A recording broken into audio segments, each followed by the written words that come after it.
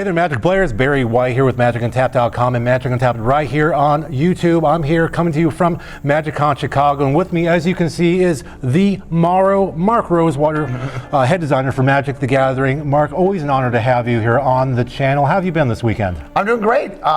It's fun. MagicCons are a lot of fun. I lose my voice, you can hear. And just coming out and seeing all the players and all the positivity and meeting everybody. And I think I did 6 panels this weekend, so it's been a lot of fun. 6 panels. You're a busy man. I'm a busy man, yes. Yeah, at one of those panels, you were talking about a set that I'm really hotly anticipating. I know a lot of my personal friends are as well. Bloomburrow. Yes, Bloomburrow. Can I call it the furry set? Is that okay? The animal set? Let's call it the animal set. The animal set. Bloomburrow, the animal set. And some concept art's already been shown. Yes. We see a foxy Jace, an utterly adorable Ral, and a bunch of other, can I just say, really cute and amazing artwork for this set so far? Oh, yeah, the artwork, yes. So basically the idea is we wanted to tap into a genre. Anamorphic animals. You know, there's a lot of different stories that have been told, very popular ones in pop culture, where instead of humans, they're animals, you know, that act kind of like humans. They have sort of a humanoid shape, but they're still animals. But they wear clothes and they carry swords and things. And we really wanted to capture that, and it really lines up very well. It's sort of very fantasy adjacent. And so what we did basically is we said, okay, let's make our own animal world. This is only the second world in the history of Magic with no humans. Lorwyn being the first. That's right. Lorwyn Shadowmoor. So what happened was we came up with this idea. We made 10 2-color pairs, and each 2-color pair is a different animal. The one we gave away in the panel is red and white are mice. Mice are the protagonist. The main protagonist of the story is a mouse. And I haven't given away all that. I did say that rabbits was my favorite thing to draft. So it's a lot of cute animals, and in this set, the beasts, if you will, are the larger animals. So in a normal set, like a bear might be a 2/2, but in this set, it's huge because the little mouse is kind of like what would normally be a human is a little mouse, and so it scales from the little mouse. So to a little mouse, a bear is much better than a 2/2 perceptually to the mouse. Kind of like Zootopia, you got Judy Hopps, the tiny bunny cop, and then you got these panthers that are, you know, to her 3 times her height. So that you're kind of bringing that sort of a scale into Magic. Yeah, the idea is the animals sort of match what size the animal is. So, you know, a mouse would be the size of a mouse, and another animal would be the size of that animal. But anyway, it's a really huge set. If you guys haven't seen the art yet, we posted a whole bunch of art online. Maybe you'll show some in this video, and it's just adorable. And I think this is going to be the set that's going to excite the most people this year. It is just a really fun, dynamic, exciting set. No, I know there's a lot to be revealed about the set in the months to come before it's released, but from what you can talk about for what players can expect beyond just animals, what can you tell the players? I can tell you what we talked about in the preview panel. I said, for example, there's a light typal element, meaning that these 10 animals, you'll care about them as creature types lightly. Basically, the way I describe it is, if you collect all the rabbits and put them in your deck, they'll play well together. That the animals have a sort of a motif to how they play, and that if you put the same animals together, it will make a cohesive deck. And not only that, we flavored things so that the way the animals play matches the feel of the animal in a really fun way.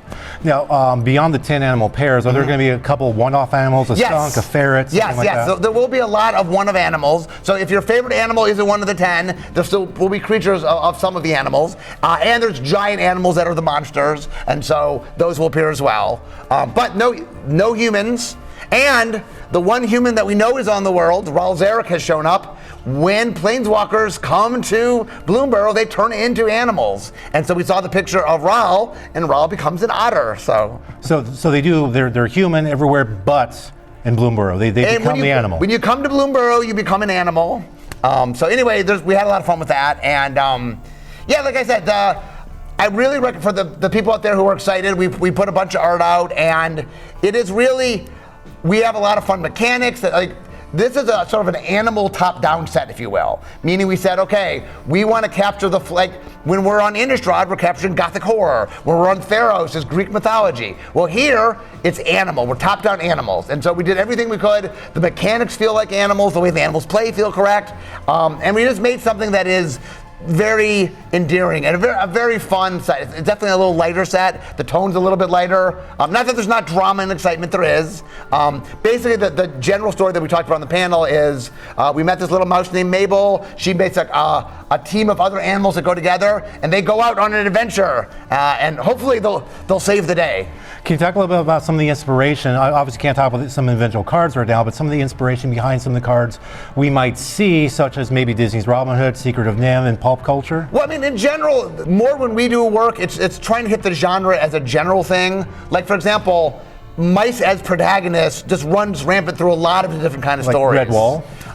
And so we're trying to hit the general tropes. Like, we're not trying to tell any one story as much as we're trying to, if you're a fan of this genre, we're just trying to do a lot of things that hit that. So there definitely be things in there for a lot of people who like this anthropomorphic stuff. Oh, definitely. I mean, if you're a fan of any of those kind of things, this is right up your alley. We very much had that in mind. We thought about archetypes. We thought about what animals do what. And the other fun thing about an animal set is that the characters act like the animals, and so there's definitely a lot of it's why people like this whole genre. It's just fun to sort of bring animals and give them human personalities. That's always fun. Leading into the decision of, okay, we're going to do this animal set, animal world, what led into that decision to finally greenlight this idea? We've had the idea for a little while. It's something that the audience, every once in a while will suggest. Aaron Forsyth, my boss actually, was the one that really said, like, we had talked about doing it, and he said, let's just do it. We're going to do it. And we spent a lot of time figuring out how to do it and what the right way was to do it. And there's a couple different paths we could have taken. And as we get closer to the set, I will go into all the stories. More will be revealed. Yeah, more will be revealed. But like I said, it is really, the art speaks volumes of the essence, the tone of the set, the feel of the set, the play of the set. The art speaks really loudly on the tone. We are trying to make something fun and light and something that's really enjoyable for the whole family. It really is. We're leaning into what makes this genre popular, outside of Magic, and just bring that to Magic. Now let's try to end this on a little a cliffhanger, if you would. Give us a little teaser of something about Bloomburrow. Just leave people chomping at the bit, waiting for the next bit of information. What little cliffhanger can you treat us to? I will say. There's a brand new mechanic that we're doing that is going to make it's one of the cutest mechanics we made in a long time. That when we came up with it, we literally said, "Aw." So and cute. So it's so cute. So anyway, there's mechanics I'm really excited for. It is one of the cutest mechanics we've ever made. Okay, now I got to know what this is. So, but I have to wait, just like you guys have to wait. So let's keep our eyes and ears open. We're gonna have a lot more information as the release date for Bloomburrow comes nearer and nearer. Right, Mark? Yep. Bloomburrow comes, when does it come? Later this summer, Bloomburrow will come to a store near you. Okay. Well, thank you very much, Mark, for joining us and talking about the set. For Magic Untapped, coming to you from MagicCon Chicago, I'm Barry White.